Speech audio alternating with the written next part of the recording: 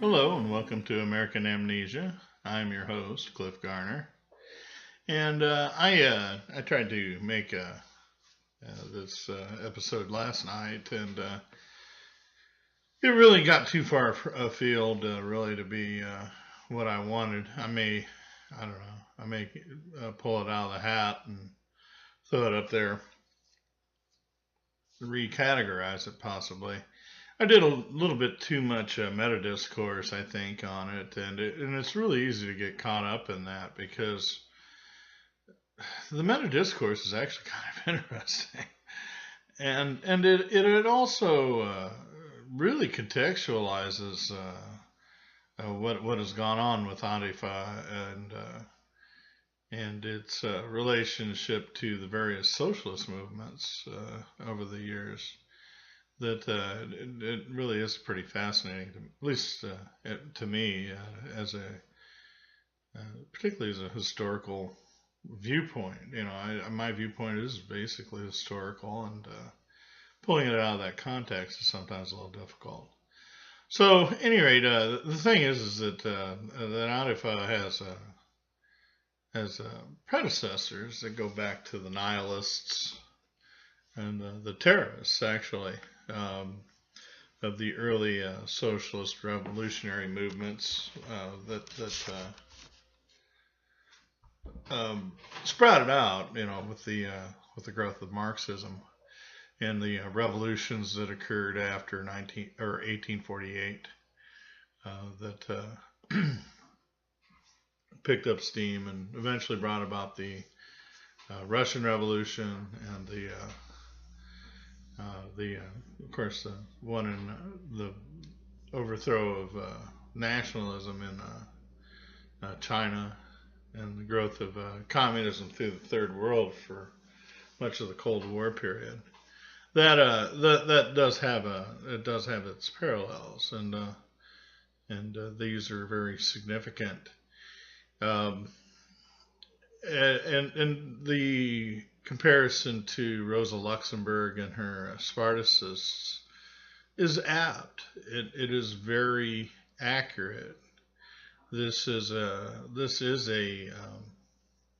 lineage, and it's one that, depending on who you talk to, could even be considered respectable. But I don't think so. I think that what you have when you beget violence of this type is that you create an opposite reaction that's probably just as bad, if not worse. And if you're wanting to invoke the real fascists or fascism, let's put it that way, then this is the right way to go about it. And that has been the result in much of the world.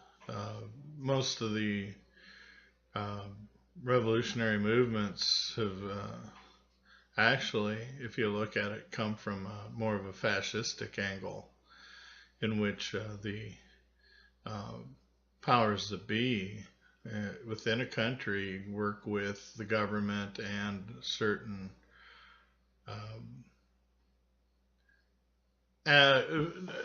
revolutionary, actually, threads that are willing to cooperate, like Perón, that this is usually how it works out. There are other ways. I mean, the Maduro and what's his name, the one in Venezuela, the whole Venezuelan revolutionary movement went the other direction, but it was a populist groundswell. But instead of compromising the other economic entities and trying to expand the revolution into that, what they did is they snapped off the oil money and just used that as a tool to forward their revolution without any input from people that actually knew how to run an economy. And so we see the result of this, because often the left wing really has no clue on how to actually run for a profit, not to mention break even. I mean, they're just really pretty clueless with money. They just think it's something to be thrown at to gain political points and to be kept to assert one's power. And that seems to be the way of it with the left. They really don't understand that government doesn't generate capital. One of the things that Marx was trying to do was to actually promote the government as a means of generating capital, which actually even for a profit, those aren't bad words, people. Snowflakes, get over it. Profit isn't a bad thing. The thing is that they saw profit as being a zero-sum gain. If it can be brought about to be a win-win, then we would need to redefine profit, and as a consequence, a sort of capitalism actually is the most effective way to go, and it is. It generates. I mean, socialism leeches, and that's where you end up with the problems. Is that if you have too much leeching, you're not going to be able to generate enough money to be able to cover it. And that's what we have seen here in the U.S., and that's why we have such a high debt. Oh, imagine that. There's a cause for that. So at any rate, I instead of going so far afield, I'm going to try to focus on some of the groups that comprise of elements of Antifa. Now, as a meta-discourse, I am going to say that Antifa is not necessarily a single group. And what it is it's an umbrella, a network actually, a network under an umbrella of different groups that come together for a cause that they all have a certain amount of agreement upon. And the agreement is on socialism of some type. You're not going to see anarchists of the more capitalist variety out there, which basically is what we usually call libertarian these days in the U.S. You're not going to see too many of those. That was my position, and has been off and on, and it comes back to my default, really. Like I say, I'm a libertarian that isn't really a libertarian. Although I keep coming back to this, the maximization of freedom, right? The lack of government getting out of the way, and to maximize that and to minimize the influence of government, I think is a very good place to start. But government is a necessary evil. So, I end up being, once I go back to my default position, I modify it and qualify it and really come to a more advanced political, advanced and nuanced political position. And that really any actual governmental or social movement ultimately has to be rooted in real world issues, and because of that it has to deal with real people. Is there any pure system? I don't think so. I don't think you could really come to a pure system. And if you didn't have any laws regulating business for malpractices and for theft and things of this sort, you really don't have a society which necessitates at least a modicum of governmental clout, and it has to be strong enough to be able to enforce it. that is the key thing, and this is where the balance can be really difficult. Lean and mean is the way I like the government to be, and in fair. This government we have today is bloated and ineffective and overly intervening in people's regular daily life, and that is intolerable, and it has to be changed.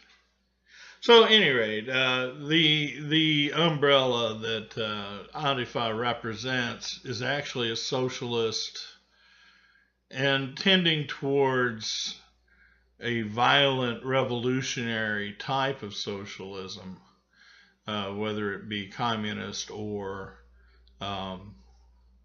anarchist, and really the two don't have a lot of common ground, and this has been demonstrated throughout the years with the socialist internationals that had been periodically held, and you know, this is where they would hammer out ideas and ideology and stuff like that.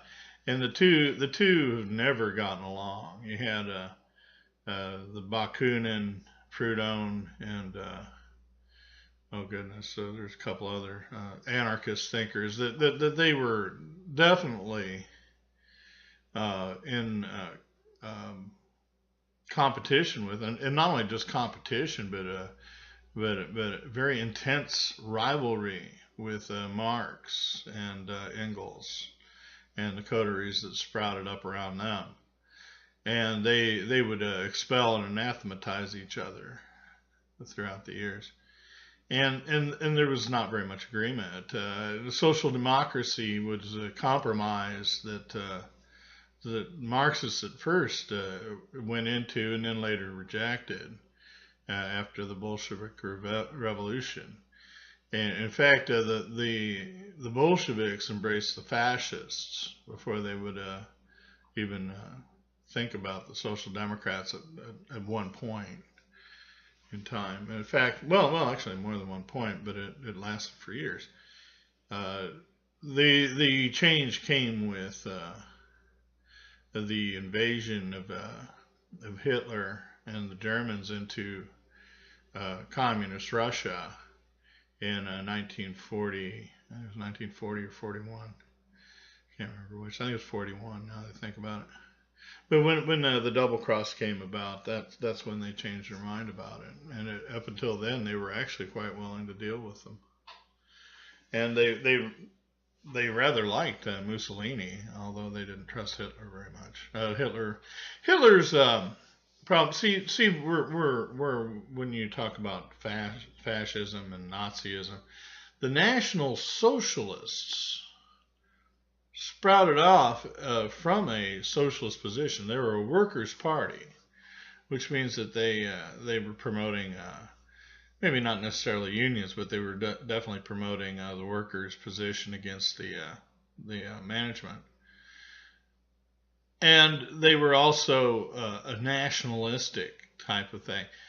This whole issue over nationalism and internationalism was also another recurring conflict within the different socialist parties and organizations around the world. And so that really, when you think about it, it's not that unusual.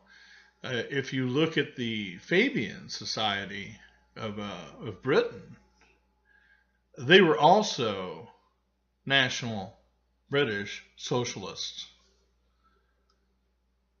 And you will see that if you read, I think it was, oh goodness, so which one was it? My brain's drawn a blank. But they actually did address that, the fact that they had a parallel belief, although they disagreed on certain aspects of racism.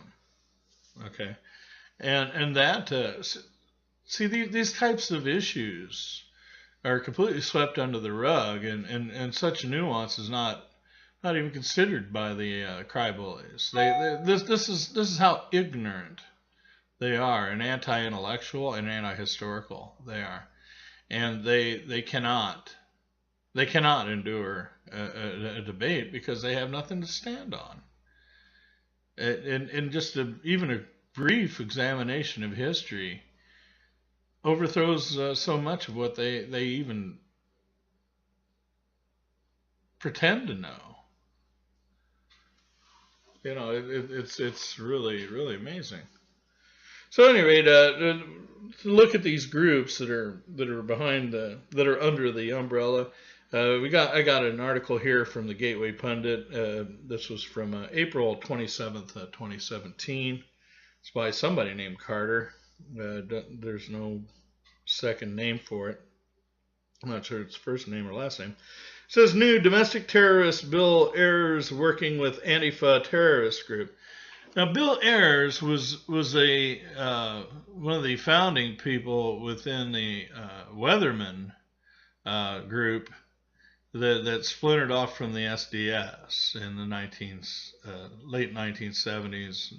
I think they might have actually started maybe in '69, but they really became they came out on their own in the '70s, and basically they were a I believe Trotskyite leaning wing of the SDS that actually ended up in opposition to the Maoists who took over the SDS organization by numbers. So they consider themselves kind of a revolutionary elite. They were into what we call direct action.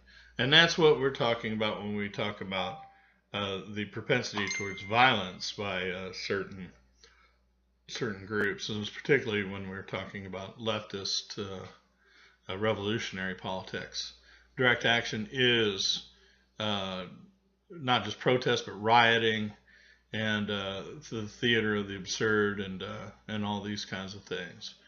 And the Weather Underground, as it increasingly became more and more violent, was into bombing certain installations of the government. They bombed, I think, a bathroom at the CIA and stuff. They killed some people. They killed some cops. There were shootouts and everything else. And the SDS, as it fell apart, this Weather Underground increasingly was rumored to have been controlled by the CIA or the FBI, or both. COINTELPRO tends to bear this out. And one of the names that we often discussed, is saying, many people assuming that he was a CIA plant, was Billy Ayers. And when Billy Ayers and his wife Bernadine Dorn, whom I had a big crush on when I was young, and she's still beautiful, by the way, when they turned themselves in, they were given such light sentences that it tended to bear out the probability that they were government plants, and they were probably just really taken care of while they were in prison. So when Billy Ayers ended up being one of the primary movers behind Barack Obama's run for the presidency, I think that really tipped his hand.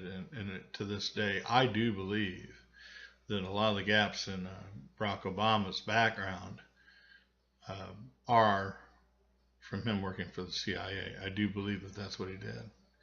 It explains so much of what we do know about him that really is kind of questionable, including his identification. I mean, his social security numbers, somebody who died a long time ago, things like this. And where he had gone that we know of, but also the fact that there's a lot of stuff we have no clue what he was doing. There's nobody that saw him. There's nobody that even knew him in those periods. This so-called girlfriend, that doesn't seem to know a whole lot. The crickets, really. I mean, this lone person who doesn't fit that I think that what we have is a fabrication. And I'm speaking as a person from Illinois. And really, none of us here in Illinois know doodly squat about the man. We really don't. He just kind of came out of nowhere. So, at any rate, Billy Ayers, working with Antifa, terrorist group. Violent domestic terrorist Bill Ayers is officially linked to Antifa through his group Refuse Fascism. This is one of the groups as part of the umbrella. One of them. Ayers is infamous for the Weather Underground, a domestic terror organization he co-founded with other degenerates, and for bombing the Pentagon. Refuse Fascism is a fascist organization that wishes to inhibit and deny for the free speech of conservatives, and is partially funded by George Soros. That has organizers like Bill Ayers and is targeting youth across the country with the intention of indoctrinating and brainwashing individuals who nascent politically. It's kind of awkward there. Yeah. Hit a button. We know Ayers was associated with Barack Obama and is a big supporter of various socialists and communists as well as violent terrorists. Today it has come out that Ayers is partnering with Antifa in the spread of militant violence against pro-American demonstrators. Leftists have historically turned Ayers into a folklore figure whom they cherish and respect despite his violent past. Here's a tweet from Jack Prosobiec. Domestic terrorist Bill Ayers, who bombed the Pentagon, is now working with Antifa. Okay, so just bearing it out. Bill Ayers was directly involved in today's...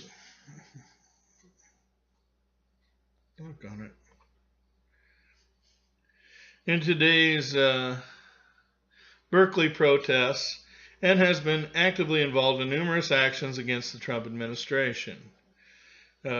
Tweet from Representative Stephen Smith, who made the black signs at the Berkeley protest. One initiator of the group Refuse Fascism was domestic terrorist Bill Ayers. Hashtag never learn. And they have some other things here. Another tweet from Jack Prosobiec. Antifa putting out tips to members on how to commit crimes and escape prosecution. And this goes back to the 60s. I mean, they were doing that back then too. The Anarchist Cookbook, which actually was probably written by provocateurs as well. There are some things in there that are not good advice. Now here is an archived image of Bill Ayers' name list on an initiators, and it gives this list and the other names. This is in the name of humanity. We refuse to accept a fascist America. Initiators include list and formation. Bill Ayers, activist educator. He's a professor at University of Chicago. Herb Boyd, activist, author, journalist, teacher. Isabel Cardenas, Salvadorian American activist, Los Angeles. Carl Dix, founding member, Revolutionary Communist Party USA. Niles Eldridge, evolutionary biologist, Charles Gaines, visual artist. Henry Giroux, Chase Iron Eyes. Everett Iron Eyes Sr., water administrator, Standing Rock Sioux Tribe. Robin D.J. Kelly, Gary B. Nash, professor of American history at UCLA. Fran Luck, executive producer of Joy of Resistance, multicultural feminist, radio at WBAI. F.Z. Myers, evolutionary development biologist. Arturo O'Farrell, composer and musician. Milton Sayer, Ph.D., professor of molecular biology, UCSD. Yusuf Salam, one of the Central Park Five. Teb Sirota, a jazz musician. And the last one here is Bob Stein, Institute for the Future of the Book. To further corroborate their connection to Antifa, a Breitbart article from earlier in the year breaks down in crystal clear detail the role Refuse Fascism plays in the chaos surrounding the cries of fascism towards the right. And this is something that keeps being underscored when these Refuse Anti-Fascism people crop up, and they come in, they're dressed the same, they wear the same crap, the covering the face, and they throw their urine and poop in bottles and bags, and they're just foul. But Billy Ayers, no surprise, he's one of the usual suspects. And he, since Obama is out of office, he's going back to being basically a turd. I will have links for that included. Another thing that we find quite often, and it's taking a second here to load up, but DisruptJ20 was another organization, and this was actually represents more of the new type of Twitter call type activism. We call it hashtag activism.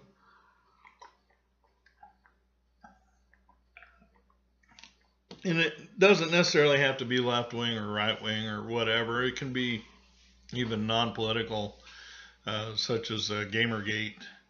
These hashtag type of organizations, but also hashtag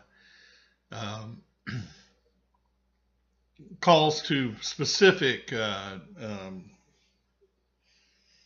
and place based kind of events, and that's what DisruptJ20 was. It was J20's January 20th, which is the inaugural day after this election, and this was the umbrella that actually did the dirty work on Inauguration Day, and caused all the riots in Washington D.C. and burned that limousine that was owned by a Muslim. Strike one against the man, right? Oh yeah, capitalism, the root of all evil. Yeah, right. So that group is another one. There was some issues about that not too long ago, in which the AG was trying to get the list of members through the web page, the domain holder. They were trying to go about it in kind of a sneaky way, and my name would have come up actually, or at least my IP number or address, because I went to it and looked at it because of what was going on there, and I did some posting on Facebook regarding this, and I may have even done a really brief little part on this program on YouTube by that time. But this DisruptJ20 is a temporary hashtag event based and we can't call it a group. Really, it's a call from various groups to come join, and that's what you have when you're dealing with this Antifa stuff. That some of it's this Twitter calling. It's a call to action, and that is what this one was. And they did considerable damage, and many of the groups that were involved are the same ones. You have the Resist Fascism was one of the more notable groups, but you had some of the other ones too. And this is remarkable for the fact that this is now part of how an organization of this sort operates. Because it is a semi-formal and semi-informal networking. A lot of what you have is individuals, and we joke about how they, you know, they bomb off their parents and live downstairs in the basement and don't work. Well, you know, that's that's kind of what I did when I was a young anarchist too. And my roommate represented that kind of the continuum with this kind of really lack of accomplishment that goes into the Antifa mindset, and it holds water. It truly does. I will include the link for this, and this is on Wikipedia, and that's another one. I'll include the link. But like I say, you're dealing with individuals that somehow have to be brought together, and you know, Starbucks isn't the only place that they go. You know, they go to places on the web, and these bulletin boards and websites that serve as a kind of a bulletin board are a way of them getting in touch with others. And you know, they might attend certain things even outside of just protests. You know, they might go and, you know, have a meet and greet. And this is one of the big motivations here is that you're dealing with a lot of guys that can't get laid. And so this is a way for them to try to find women that they can be in the competition for.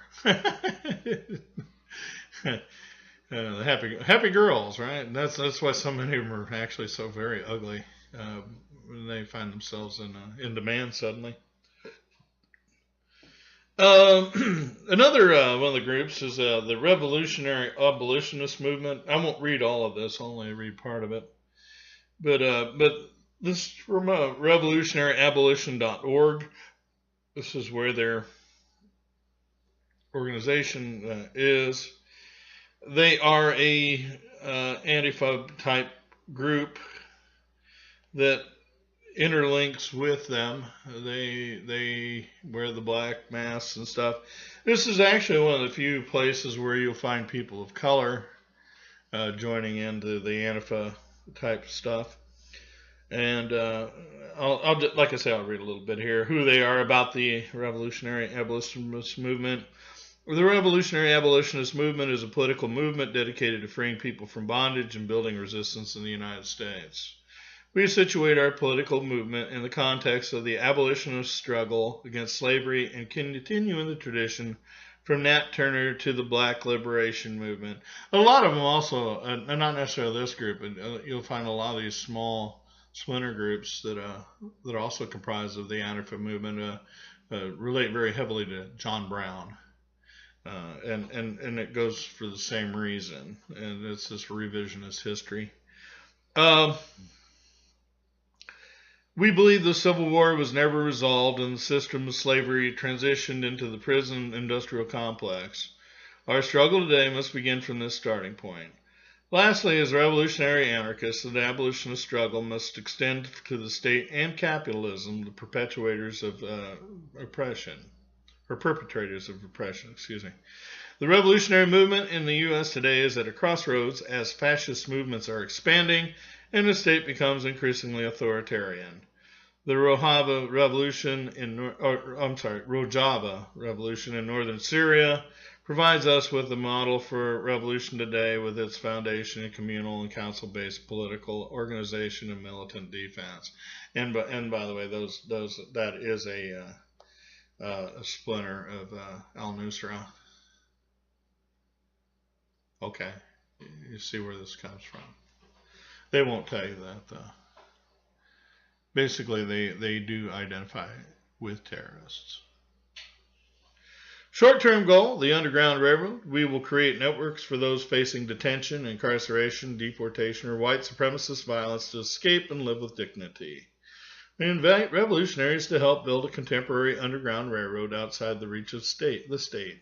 Revolutionary social centers and Antifa groups that are already active can help build a greater infrastructure of resistance to support those fleeing the state. From this foundation, we set the political framework for the next stages. And there you go. I mean, they do tell you that they are connected to Antifa. That shouldn't be surprising, really. I mean, they are one of the groups that's contributing towards this this pool of people, and they're not ashamed of that. As a matter of fact, they're rather proud of it. A long-term goal, building the abolitionist project. For the abolitionist project to be successful, we must eventually transition from resistance to a revolutionary situation. Relationships and groups built through the Underground Railroad have the potential to become the foundation for organized defense groups, local councils, and regional and national councils. We invite comrades. Oh, isn't it lovely how they brought this kind of crap back? Comrades to coordinate our activities regionally and nationally as part of an abolitionist council. So what you have here is a group that's kind of more scattered around the country. The little nerve centers here and there and everywhere, and they're forming alliances with similar-minded groups. But they're sometimes the differences between these groups that are in these temporary arrangements of alliance. Sometimes the disagreements are so strong that they explode into really suicidal rage, that they start killing each other off as opposed to fighting who the supposed enemy is. And you'll probably see this happen from time to time, actually in the battlefield with the police or the so-called fascists or whatever they're going to attack this time. They have a way of hitting a lot of black people that don't agree with them. It's just amazing. But this is how a network works, and what they're doing is that what they're calling the Underground Railroad is really just what is commonly occurs as networks of criminal groupings, and that's exactly what they are. They are groups that go around the country and they commit crimes. And this interstate dimension does require the federal government to get involved. And that will happen. And it will happen more and more. Yeah, you're going to see a lot of these folks getting busted. You're also going to see a lot of them getting turned out and turned into informants. And it'll eventually come to the point where there'll probably be more informants in the groups than there are actual members. That's exactly what happened to the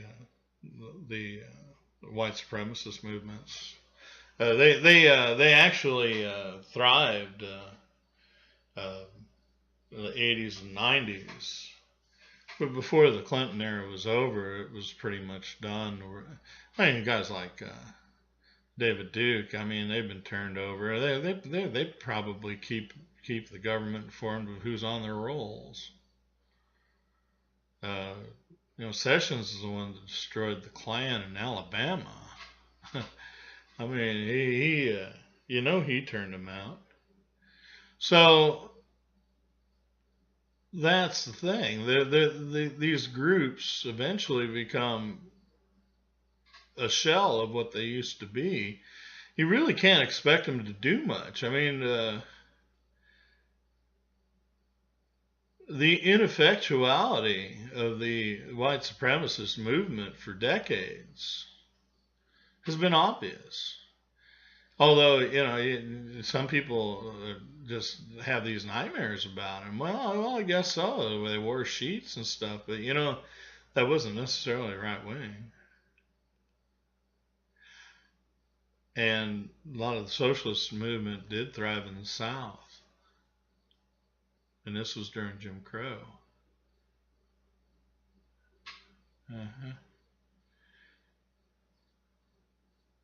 Open your eyes. You start to see that this left-right paradigm has not served us very well at all. As a matter of fact, it has hidden a lot of the truth and made it harder to actually see what's going on. And it isn't left and right.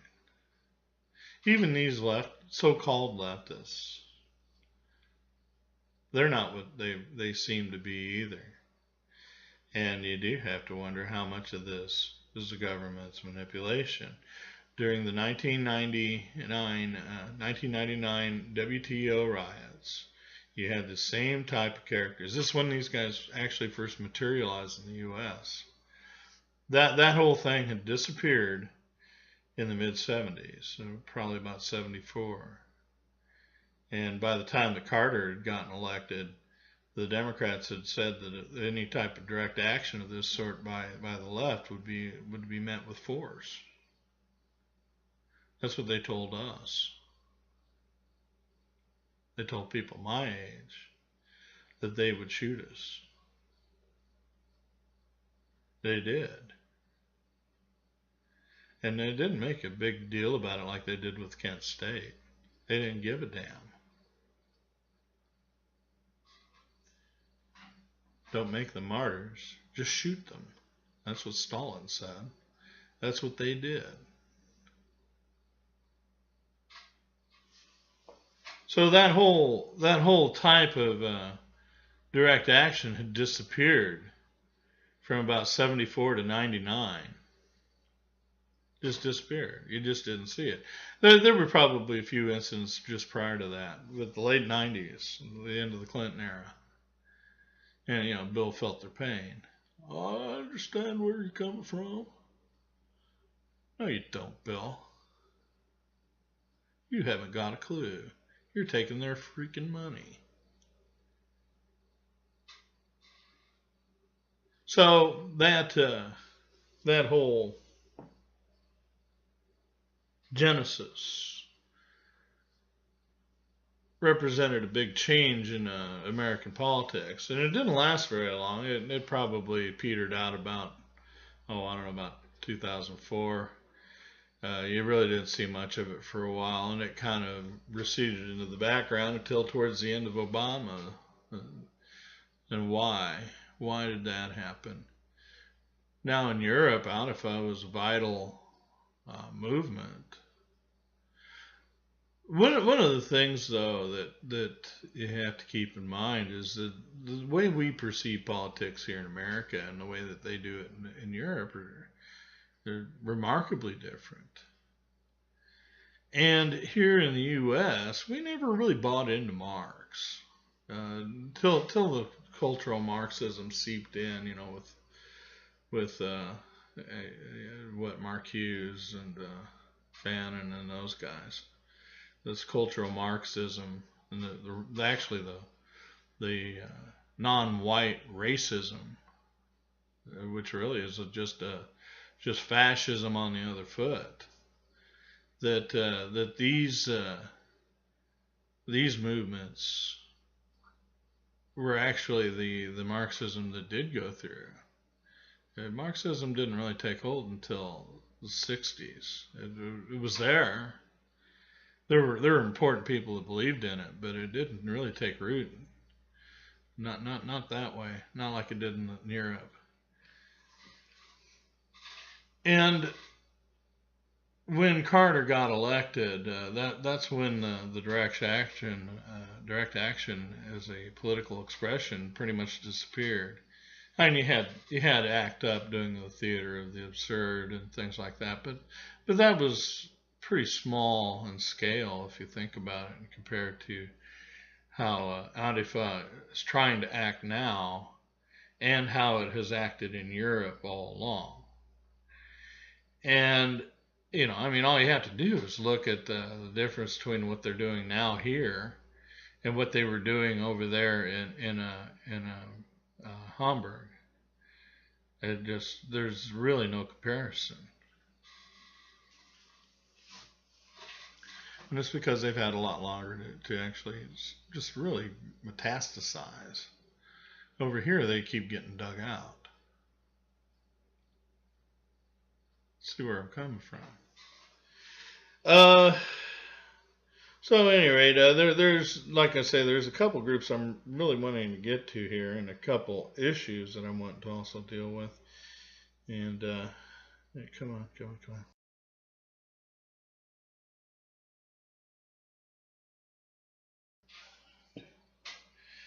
So here's this article on BAM. It's documents tie Berkeley riot organizers to Pro-Pedophilia group NAMBLA, and the writer is Peter Hasson, and he's with the Daily Caller at the time.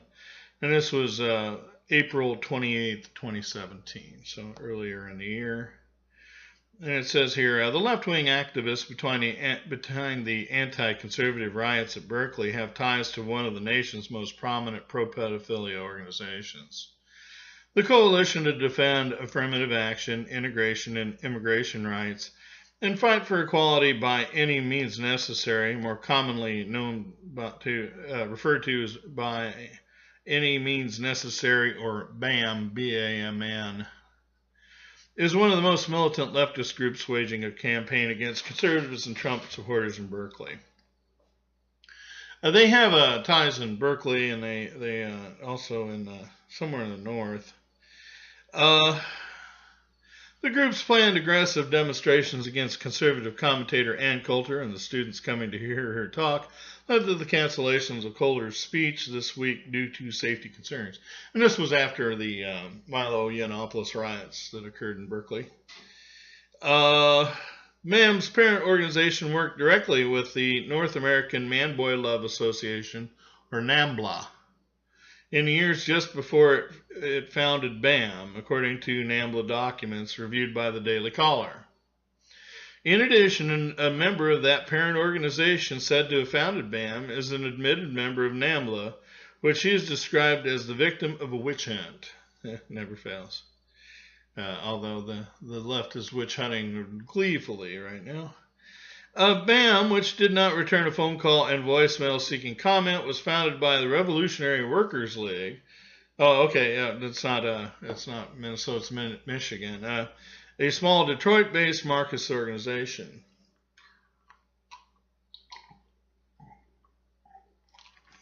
And it was one or the other. And they have all these connections to the colleges in Michigan. But they're also based here, there, and everywhere. There's little splinters all over the country. But the concentrations are Michigan, I think Ann Arbor and Detroit, and then the Bay Area, San Francisco. Many of BAM's leading members over the years also been RWL members. The Revolutionary Workers League is a Trotskyist organization of which I'm a member. Luke Massey, one of the BAM founders, told the Michigan Daily in 2001, "We are proud to have played a part in a whole lot of struggles and to have played a role in the founding of BAM." An anonymous group of researchers provided the DC with copies of internal NAMBLA publications from the 1990s. The Internet sleuths requested anonymity, citing fear of retaliation by BAM members, and asked to be collectively referred to as, quote, the shadowy and/or mysterious organization known as the Antifa Leaks. Antifa Leaks. All right, so WikiLeaks, unquote. The University of Michigan's Joseph Labate Special Collection maintains copies of the NAMBLA documents. NAMBLA's November-December 1991 bulletin, reviewed by the DC, described as, at one of its conferences the participation of Revolutionary Workers League, a Trotskyite group centered in the Detroit area. RWL, supportive of gay rights in general, and NAMBLA in particular. The journal contained details of the organization's conferences and activities, as well as detailed erotic stories about naked young boys. And they have photocopies of these documents. The bulletin noted that a number of proposals were put forward by the Revolutionary Workers League at the NAMBLA conference. 4 of those proposals were adopted as positions by NAMBLA. 1. Abolish all age-based curfews. 2. Children shall have the right to divorce their parents. 3. Lower the voting age and extending the right to vote and hold office to all politically active youth. And 4. Children and youth must be provided non-moralistic, explicit, sex-positive, including lesbian, gay-positive sex education that includes safe sex education. Condom, latex barriers, and contraceptives in appropriate sizes must be distributed in all schools. And this goes along with what NAMBLA had to say. And they have a photocopy of that. The 1992 edition of the Pro-Pedophilia Bulletin was also noted in the participation of RWL, which was described as a NAMBLA ally. Shanta Driver, described by the Capital Research Center as BAM's founder and co-chair, was associated with RWL as early as 1983, according to the Workers' Vanguard, a communist publication. She also identified herself to the Los Angeles Times as an activist with the RWL in late 1995 while protesting in Berkeley. Driver argued before the Supreme Court often on behalf of BAM as recently as 2013. Driver's former law partner, Eileen Sheff, who has represented BAM on multiple occasions, including at the Supreme Court, has been a self-described member of NAMBLA. The bulletin identified Sheff as an RWL member, and then they have another photocopy of a magazine. Additionally, Sheff has been identified as a founder of BAM. Peter Schmidt, a senior writer for the Chronicle of Higher Education, wrote in a book for which Sheff was interviewed that she helped found BAM in addition to serving as its legal counsel. Affirmative action was built by people taking direct action, she told Schmidt. And remember what direct action means. Explaining BAM's riotous approach to activism. At a 1991 NAMBLA press conference, Sheff denounced the witch hunt against pedophiles. Quote, as an activist in the legal and political struggle for lesbian gay rights and for freedom of sexual expression, I am here to support NAMBLA and to demand that the witch hunt against it must be stopped, unquote, Sheff said at a conference. Quote, the media and police are targeting NAMBLA because it stands for the rights of young people to have consensual sex with whomever they want, end quote. And no, they're supporting men who want to have sex with children. That's what it is. It isn't the youth. It isn't the other way around. Although one of the things that BAM is doing is it is recruiting young people, in high school and junior high age. That is one of the things they're doing, and they're also trying to take them away from their parents. Denying youth their sexuality or driving sexual expression deeper and deeper underground will not stop child molestation. Denying youth? See how they're putting it on the other foot. She called for youth-controlled centers where they can freely socialize and enjoy safe, consensual sex. I call on... Children can't consent. That's the idea. They're not mature enough. I call on all progressive people in the lesbian gay community, in the women's movement, and in the community at large to defend NAMBLA and its right to advocate for consensual sex regardless of age, and to unite our forces to make a fight for the real solutions to sexual coercion and abuse, Sheff said. Another article is linked. A Thursday phone call to Sheff's office was not returned because, according to her voicemail, she is out of the country until May 5th. She also did not return an email seeking comment. BAM has led the resistance against conservatives and Trump supporters in Berkeley and elsewhere in California. Last June, BAM organizer Yvette Felarca, a public school teacher, was captured on video assaulting a protester outside a white nationalist group's rally in Sacramento.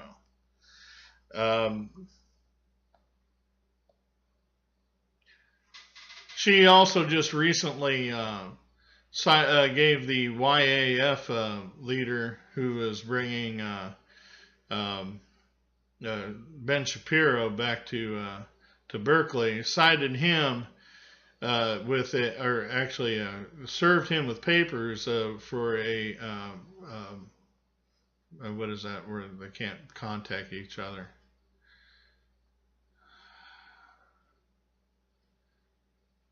Order of protection, and served him with that just recently, and now that she's probably going to show up at the thing, and they're probably going to she's probably going to chase him around and make him move. That's probably what the deal is.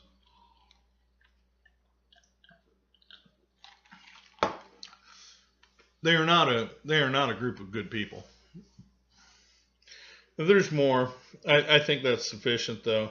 But Shanta Driver, the founder of BAM, and her husband, both of whom were in the Revolutionary Workers League, their connection here with NAMBLA is really sinister, especially considering the fact that they are trying to reach out to kids in high school and junior high. And there have been all kinds of really nasty little things that have come out. Felarca herself was personally involved with an underage boy, and I'll try to find that article too. He broke loose. They are a cult. They do keep kids away from their parents and try to seclude them from their families, and they do participate in really intense forms of brainwashing. These are the types of groups that we really need to watch out for, and in a big way, they're a big problem. There's another. Well, it's goingdown.org. I'll put that link in also. There's another group. Oh goodness. That was caught, and I do want to add them. Let me find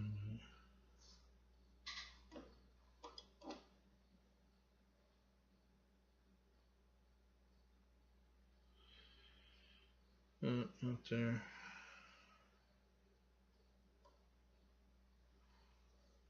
Okay. Oh, the Workers' World Party, and they're another group that is an old socialist group splinter that has actually turned in on itself and has become kind of cultish. And several of them were arrested right after Charlottesville tearing down a statue in where was that? Durham, North Carolina. So these groups, these are the types of groups that are feeding into Antifa, and some of them are also like the satirized Boston Antifa, kind of a local group of people who have kind of come together. They also come out that way too. That this is actually a representative of how they've gotten together, and those kind of groups probably meet more at Starbucks or something of the sort and get together and talk about how great Marx is and stuff. So this is what I wanted you to see, is the splinters that are these different pieces that come together to form Antifa, and to recognize that it isn't a singular, what would you call it, a monolith. It's not a monolithic group. It's more of several sticks wrapped together into a fasci. Oh goodness. So it's harder to break, right? So the fascists. So you see how this works. I've got a few things I've been researching, and I'm looking forward to bringing it to you. And I will probably return to Antifa and various aspects of it in the future. But for the time being, we'll just say later.